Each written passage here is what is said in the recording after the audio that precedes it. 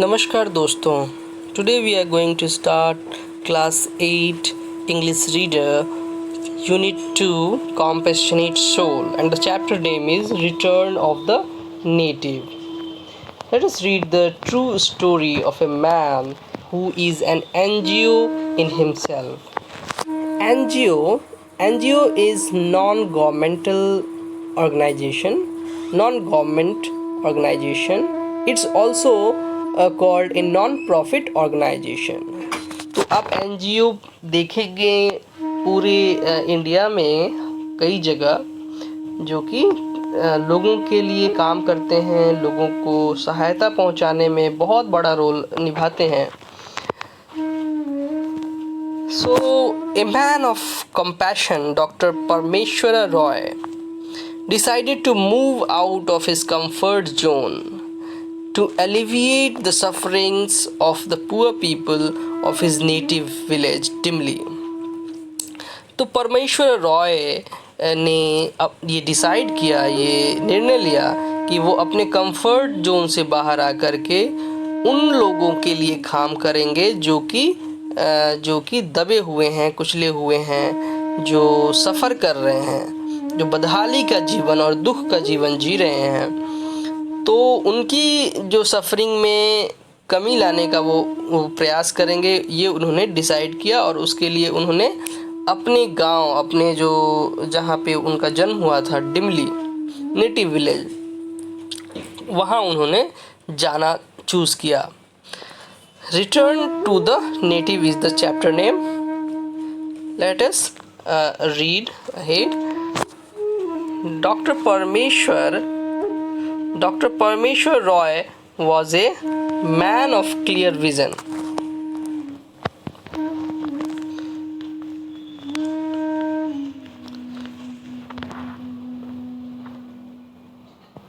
Dr. Parmeshwar Roy was a man of clear vision. After obtaining a doctoral degree from the Pennsylvania State University, USA, he turned down the lucrative offer of a job of an assistant professor at the university. तो doctor परमेश्वर राय जो थे, एक स्पष्ट दृष्टि वाले व्यक्ति थे, और जब उन्होंने डॉक्टरल डिग्री ले ली पेंसिल्वेनिया स्टेट यूनिवर्सिटी यूएसए से, तो उनको वहीं पे उसी कॉलेज में, उसी यूनिवर्सिटी से एक ऑफ़र आया जिसमें काफ़ी ज़्यादा सैलरी, लुक्रेटिव सैलरी थी, लुक्रेटिव जॉब ऑफ़र था. तो उन्होंने उसको ठुकरा दिया. Guided by his inner voice, और उन्होंने अपने अंतरात्मा की आवाज़ को सुना और वो इंडिया चले आए. He came back to India. Then his father asked, "What are your plans? आपका प्लान क्या है? तुम्हारा क्या प्लान है?" Till now his father had decided him. Till now his father decided everything for him. On completing his schooling, Rao had wanted to go to his native village. तो अभी तक father जो थे उनके सभी कुछ डिसाइड कर चुके थे कि आफ्टर स्कूल कंप्लीट करने के बाद राव को क्या करना है.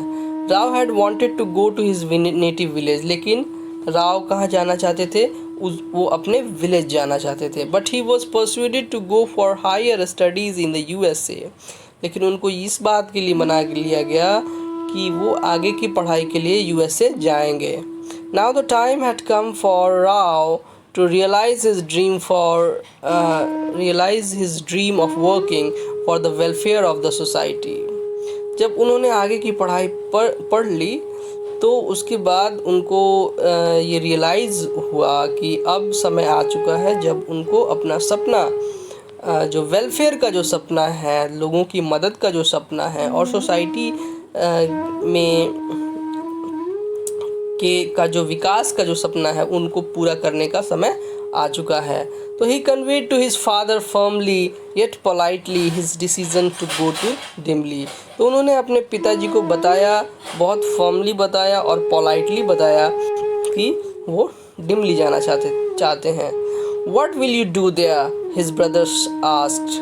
तो उन्होंने जवाब दिया, I will go and see what I can do for the villagers. तो वो villagers के लिए कुछ करना चाहते थे, और तो वो वहाँ जाके और देखना चाहते थे कि वो क्या क्या कर सकते हैं वहाँ के लिए। दे नीड हेल्प, और उन्होंने कहा कि उनको मेरी सहायता की ज़रूरत है। They are poor, they are exploited. Exploited का मतलब होता है कि किसी को अगर दबाया जाता है तो उसका शोषण किया जाता है, एक्सप्लॉइट किया जाता है, शोषण किया जाता है, तो उसको एक्सप्लॉयटेड बोलते हैं। Children need good education. हमने कहा कि चिल्ड्रन को अच्छी शिक्षा की आवश्यकता है। आई कैन टीच देम, मैं उनको पढ़ा सकता हूँ। I can also help the farmers get better yield from the land. और उन्होंने कहा कि मैं फार्मर्स को भी सहायता कर सकता हूँ ताकि वो अच्छा से अच्छा पैदावार अपनी ज़मीन में कर सकें। There is so much to be done there. वहाँ पे बहुत कुछ किया जा सकता है, राव ने कहा। His father didn't say a word. और उनको पिताजी ने कुछ नहीं कहा। Because father could sense the determination in his voice. जो डिटर्मिनेशन था राव में, वो फादर ने देख लिया था, सो उन्होंने कुछ नहीं बोला। Rao arrived in the village along with his wife. और राव अपने गांव में लौट गए अपनी पत्नी के साथ, और उसके भाई भी। His brothers too came to help him settle down in his ancestral home. और वो अपने जो पैतृक घर था उसमें वो सेटल करने के लिए उसके भाई भी आए और उनको वहाँ पे सेटल कर दिया।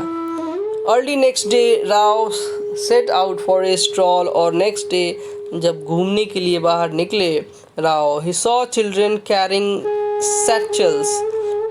तो उन्होंने क्या देखा कि स्कूली बच्चे जो है बस्ता लेकर के स्कूल जा रहे हैं। Walking along the dusty path, he asked the children why they were out so early.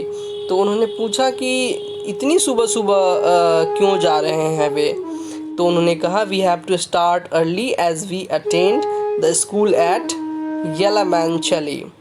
तो वो किसी अनदर विलेज जा रहे थे, तो उन्होंने कहा कि हमको वहाँ तक पहुँचने में काफ़ी समय लग जाता है, इसलिए हम लोगों को पहले ही स्टार्ट करना पड़ता है। You mean you walk 5 miles in the morning to reach school and then another 5 miles to return home after school? तो तुम्हारा मतलब है कि तुम 5 मील सुबह स्कूल जाते हो, फिर अनदर 5 मील चलते हो लौटने के लिए। Rao couldn't believe himself. Then it gave Rao an idea where to start from. और यहाँ से उनको आइडिया मिला कि करना क्या है। तो establishing a school in Dimli became his first priority। और वहाँ पे एक स्कूल की स्थापना करना अब उनका प्रायोरिटी बन चुका था। What about funds? Rao didn't want to invest his money as he felt that public participation alone would make the scheme truly worthwhile. तो उनको ये लगा कि सारा पैसा खुद ही इन्वेस्ट करने से कोई ये स्कीम जो है, ये उनका जो प्लान है वो बहुत सक्सेसफुल नहीं रहेगा। वो ये चाहते थे कि पूरी जो पब्लिक है वो वहाँ पे पार्टिसिपेट करे, उस स्कूल के लिए पार्टिसिपेट करे और डोनेट करे। तभी लोग जो है उस स्कूल को अपना स्कूल समझेंगे और जो स्कूल है वो अच्छा चलेगा। The people would then look upon the school as their own. The school would be an outcome of their own efforts.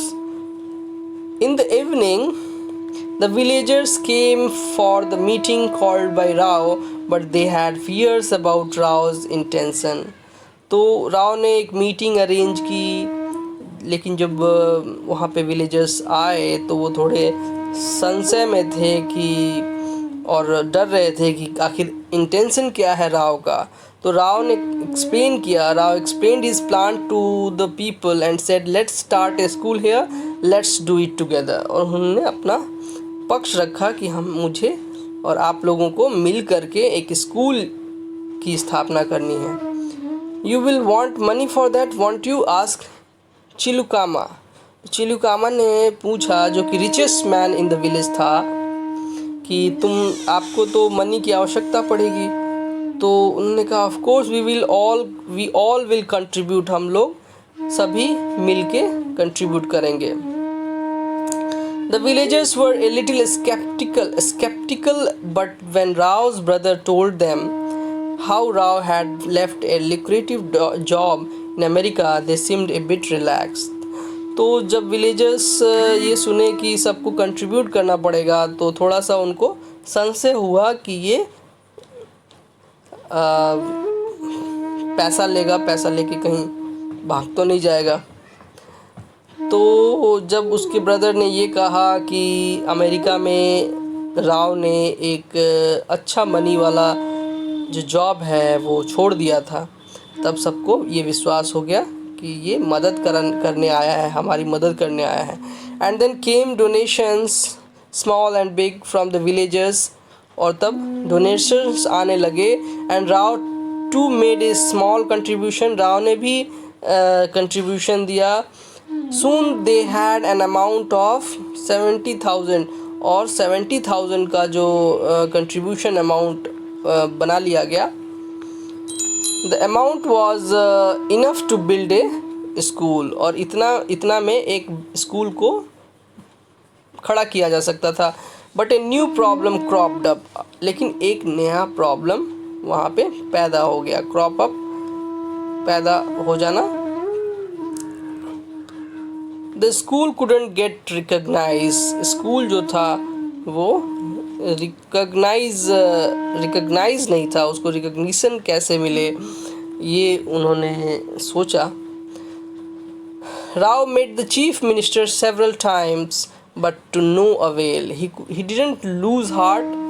He tried to meet the governor Kandubhai Desai, but every time he was turned away by minor officials. तो कई बार वो chief minister के पास गए मिलने के लिए, लेकिन उनसे मुलाकात नहीं हो पाई। लेकिन फिर भी उन्होंने हार नहीं मानी और वो फिर गवर्नर से मिले, और उनको फिर वहाँ पे भी उनको जो है इग्नोर कर दिया गया। But luck came to him when he met the ADC to the governor. तो एक एडीसी में भी एक पोस्ट होता है, और वो गवर्नर से मिलने में उनको मदद किया। Impressed by his will of steel and concern for villagers, he arranged a meeting with the governor. तो एडीसी ने मदद की उनकी, और गवर्नर से मीटिंग को अरेंज किया, क्योंकि उनका एक नेक काम था, वो विलेजर्स की मदद करना चाहते थे। The governor gave him a patient hearing and then parted as friends. और गवर्नर ने बहुत धीरतापूर्वक उनको सुना, और वे दोनों एक दूसरे के मित्र बन गए। फिर जल्दी ही ये न्यूज़ आ गया कि स्कूल को रिकॉग्नाइज कर लिया गया है। The teacher did not look back, और उसके बाद राव ने कभी पीछे मुड़ के नहीं देखा। He went on teaching the children and introduced adult education, और वयस्क एजुकेशन को भी उन्होंने इंट्रोड्यूस किया, जिसमें 18 साल के बड़े बच्चों को भी पढ़ाया जाता है।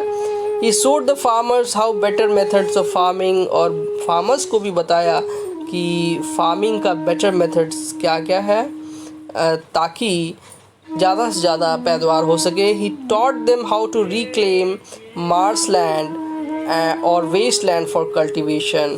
तो उन्होंने ये भी सिखाया कि जो मार्शलैंड है, मार्शलैंड का मतलब दलदली भूमि होता है, और वेस्टलैंड का मतलब होता है बंजर भूमि। तो ये भी उनको सिखाया कि उसको कैसे यूज़ करना है कल्टीवेशन के लिए, पैदावार के लिए। He work with the women to show how they could make extra money, और वो उन्होंने वुमेन के साथ भी काम किया ताकि वो ज़्यादा से ज़्यादा कमा सके। The people of Dimli and other villagers around Dimli look upon Rao as the good Samaritan. तो जो वहाँ के जो लोग हैं, डिमली के लोग हैं, राव को एक अच्छा और एक नेक इंसान समझने लगे। For them he is more than God, और उनके लिए वो तो एक भगवान जैसे थे जो कि बहुत सारे सुधार उस गांव में ला रहे थे। दे owe their progress to the native who chose to return, और वे सभी कर्जदार थे उसके जिसने ये चूज़ किया कि वो अपने नेटिव विलेज में आएंगे। यानी कि एक ऐसे व्यक्ति के बारे में एक ऐसे व्यक्ति के ऋणी थे जिसने अपने नेटिव विलेज को वर्क के लिए चूज़ किया। फ्रेंड्स, कैसी लगी यह story? You should write in the comment box. It is by R.K. Murthy. Thank you for today.